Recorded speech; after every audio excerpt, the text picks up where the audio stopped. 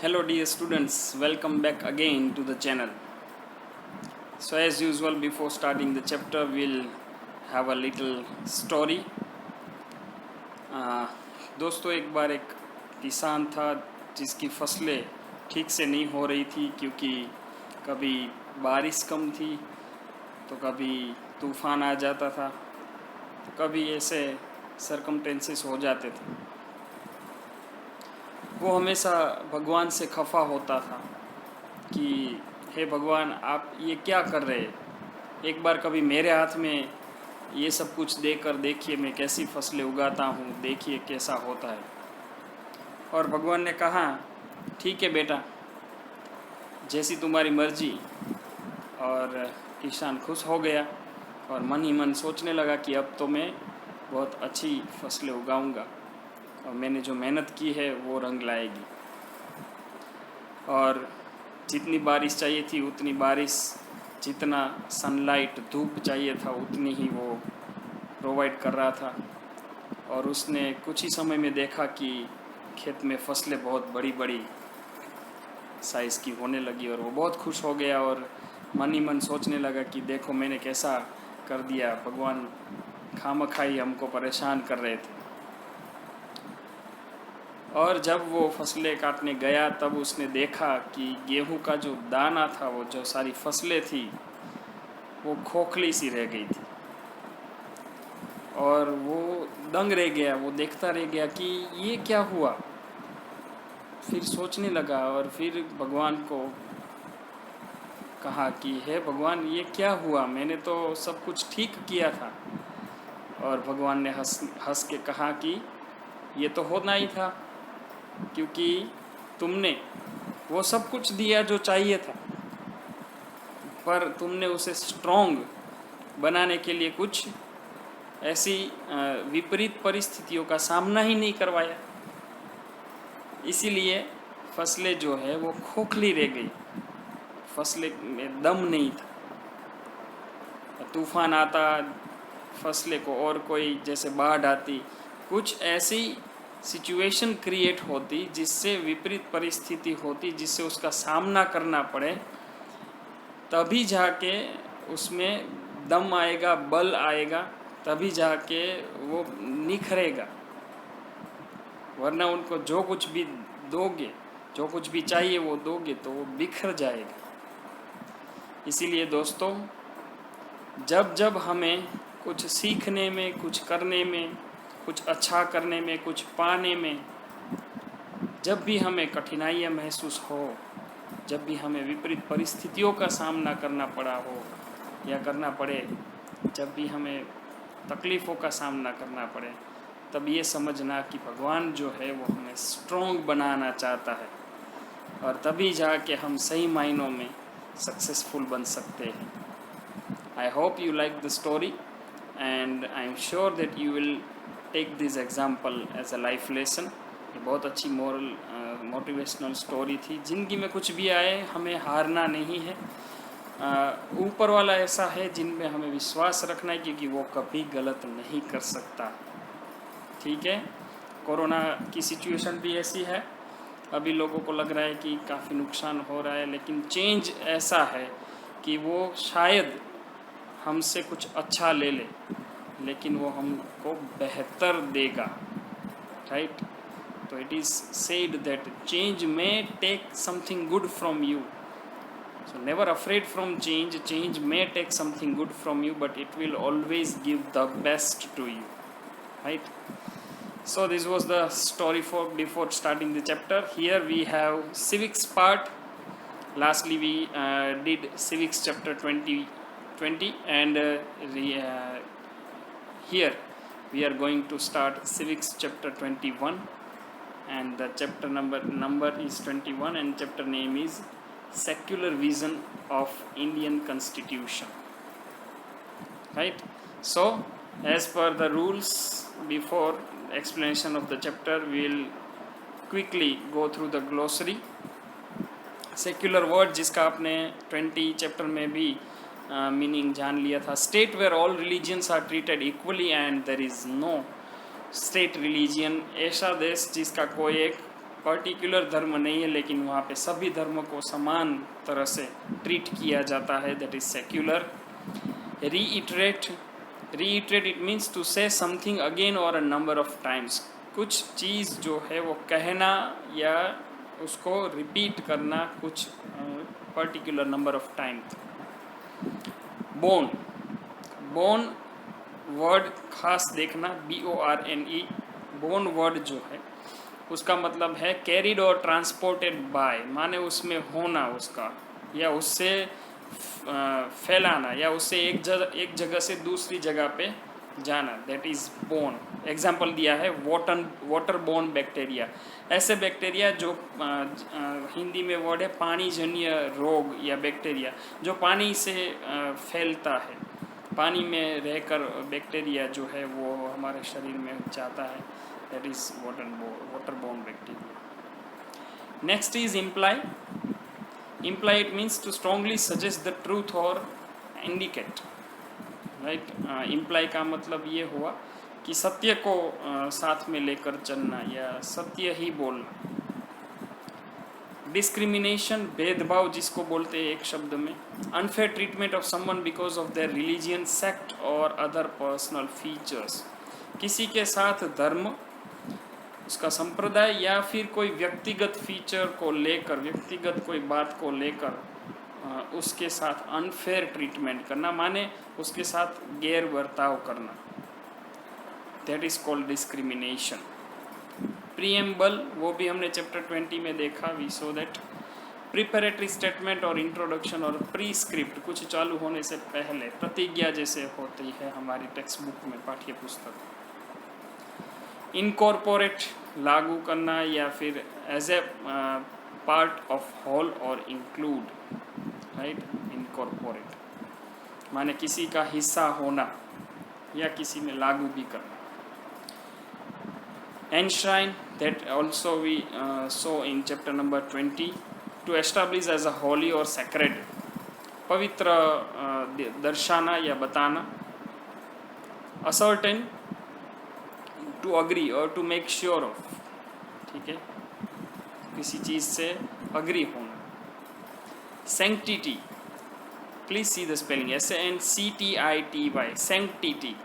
sanctity, it means holiness। Enable, allow करना, give the authority to do something, कुछ चीज़ करने के लिए ऑथोरिटी देना, पावर देना, सत्ता देना या अलाउ करना। कंसाइंस, जिसको कहते हैं अंतरात्मा, एन इनर फीलिंग और voice viewed as a guide to the rightness, अंतरात्मा का आवाज़ कैसा होता है, हमेशा हमें सही रास्ता प्रदान करता है, बताता है।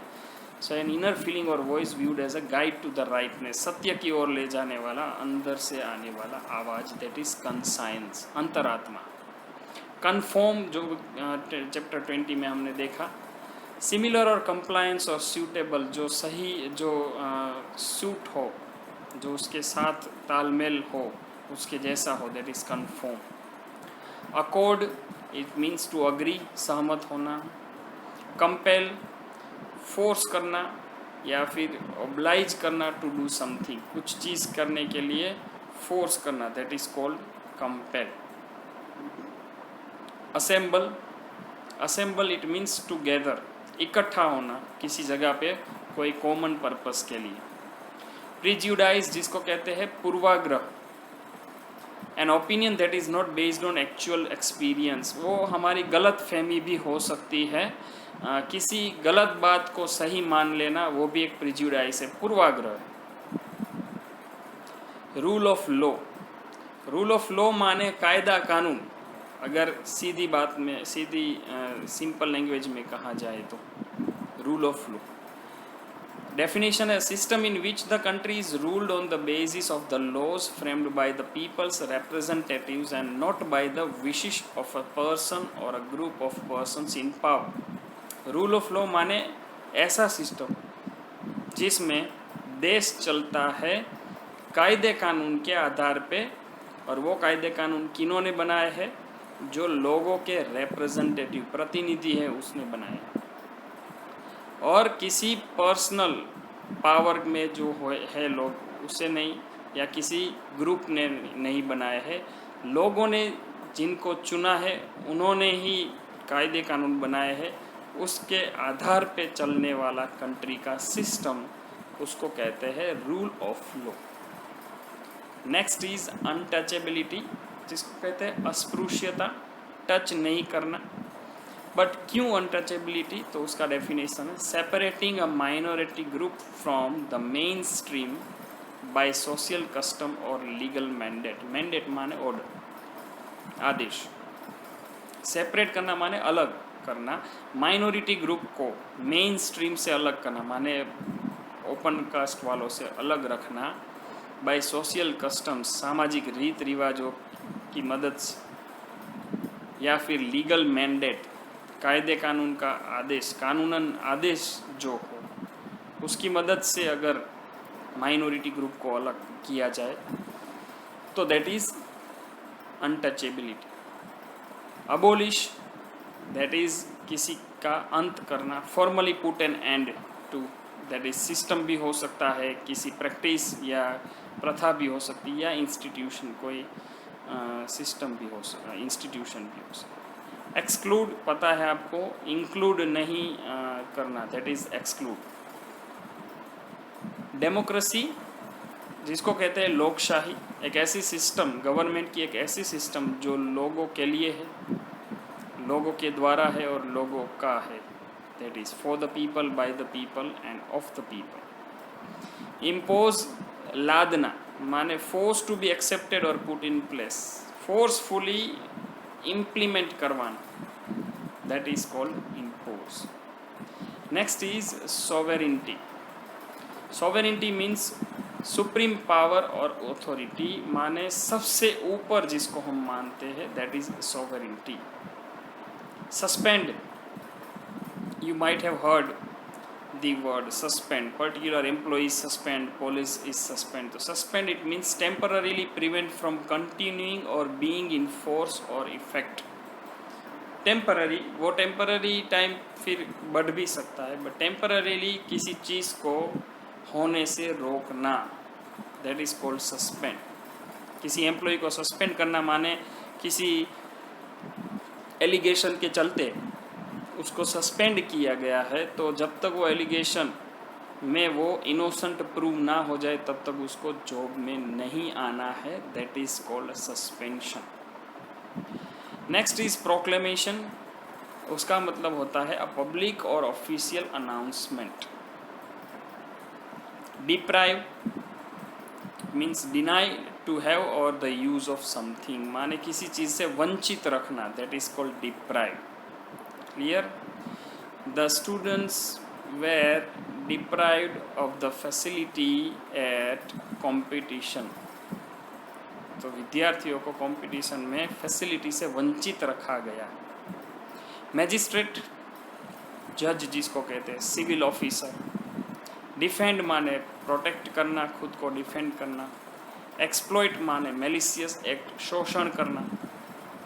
अडोलसेंट, जिसको हम कहते हैं किशोरावस्था, in the process of developing from a child into adult, वो है अडोलसेंट।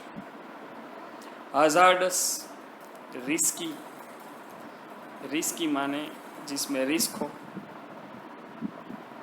ऑक्यूपेशन, जो हमारा जॉब या बिजनेस हो, दैट इज जॉब और प्रोफेशन। प्रोपेगेट माने फैलाना, स्प्रेड करना या प्रमोट करना, ठीक है, रिलीजियन प्रोपोगेट कर सकते हैं। इम्पार्ट, मेक नॉन माने लागू करना या फिर इन्फॉर्म करना, दैट इज इम्पार्ट। डायरेक्टिव्स, तो वो है ऑफिशियल इंस्ट्रक्शंस, मेनली ऑफिस से, गवर्नमेंट से जो इंस्ट्रक्शंस मिलती है या कोई इंस्टीट्यूशन हो वहाँ से इंस्ट्रक्शंस मिलती है तो उसको डायरेक्टिव्स कहते हैं। Writs, writs are the command, written commands issued by a court और other legal authority to act और abstain from performing illegal act. Writs लिखित कमांड है, रिटन कमांड है, जो कोर्ट या फिर कोई लीगल पार्टी अथॉरिटी द्वारा दिया गया होता है किसके लिए होता है? टू एक्ट और abstain from performing illegal act, कि ऐसी चीज़ें हैं उसके अलावा अगर कुछ किया जाएगा तो वो इलीगल माना जाएगा. That is reads. Next is underpin. It means to support. Dignify माने respect. Extent, level, up to some extent, that is level. Novel, it means new. Reciprocal, it means mutual.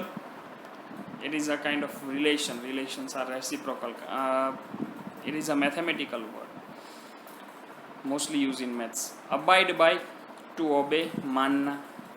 Render, it means to provide or give. Transcend, transcend, it mean trans का मतलब होता है आर पार, send मतलब जाना. To go be और to go beyond the range, कोई रेंज के बाहर जाना, that is transcend. Linguistic, it means related to language. Diversity, variety, as we know unity in diversity. Renounce, it means to abandon, right, त्याग कर देना. Renounce का मतलब है त्याग कर देना. कंपेशन, उसका मतलब होता है टू हैव अ पीटी और सिंपथी, दया या फीलिंग्स होना, compassion. Abjure, ABJURE, abjure. To disprove, disagree, disprove, prove नहीं करना, प्रूव का अपोजिट. एंडेवर, एंडेवर है एक ट्राई, कोई गोल या कुछ प्राप्त करने की ट्राई करना, अटेम्प्ट करना, उसको कहते हैं Endeavour. Right, these are the words glossary. Let us have the introduction of the chapter. Welcome back. Chapter number 21, secular vision of the Indian Constitution. Secular का मतलब हम जानते हैं बिन सांप्रदायिकवाद. तो हमारा भारत का संविधान है, उसका सेक्युलरिज्म से क्या संबंध है वो हम पूरा इस चैप्टर में चर्चा करने वाले हैं. Right, you can see this picture depicts the diversity of our country. You can see the person relating to all the sect and religion. अलग अलग धर्म के लोग हैं हमारे देश में, सारे धर्म के लोग रहते हैं, विविधता में एकता होती है हमारे देश में. ये तीन चीज़ हम डिस्कस करने वाले हैं. Secularism and the Indian constitution. Fundamental rights and fundamental duties. एक न्यूज़ मेकर है हमारे पास, बहुत ही इम्पोर्टेंट इन्फॉर्मेशन की. सेक्युलरिज्म वर्ड जो है, it was coined by the British writer George Jacob Holyoake. ये जो आप देख रहे हैं उसका मोन्यूमेंट 1817 में उसका बर्थ हुआ था, 1906, और उन्होंने 1851 में सेक्युलरिज्म वर्ड जो है वो इन्वेंट किया था. Right, so before we go to the chapter, let us have the information at a glance. In this chapter we will go through three main points: secularism and the Indian Constitution, fundamental rights and fundamental duties. These are the fundamental rights, right, that we are going to discuss in the chapter, and these are the fundamental duties. Even more fundamental duties we are having to discuss in this chapter, right. So let us start this chapter, but before going to the explanation, let us have a warm-up exercise. You can see this picture, all the three picture, right. So can you identify these images and religion these images are depicting, right. Hint is given that all the three monuments belong to famous Chandni Chowk of Delhi. Clear? You might have heard Chandni Chowk for the famous variety of food and some even articles also, right. Many things are you can buy from that, but yes, Chandni Chowk is famous for these monuments also.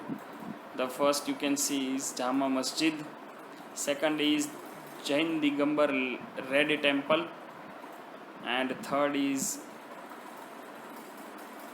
Gurudwara, Bangla Sahib Gurudwara. You can see that, right? What does it signify for a country like India? Bharat जैसे देश के लिए ये तीनों चीज़ जो है, तीनों image क्या सिग्निफाई करती है? ऑब्वियसली यू नो दैट हमारा देश जो है वो सेक्युलर है, राइट? तो सेक्युलर कंट्री में तो किसी एक धर्म का कोई सपोर्ट ऐसा नहीं होता, या एक धर्म को ही मानना ऐसा नहीं होता है, सारे धर्म को एक समान तरीके से मानते हैं, right? So this is what our country is. So let us start the introduction. We have gone through the introduction. Now let us start the chapter.